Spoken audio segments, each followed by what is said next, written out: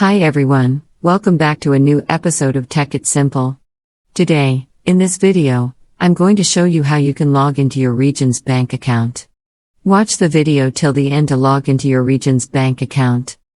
Firstly, open your Google search, type in Region Bank's login, and conduct a search. The search results will be displayed on the screen. Click on the first link shown on the page.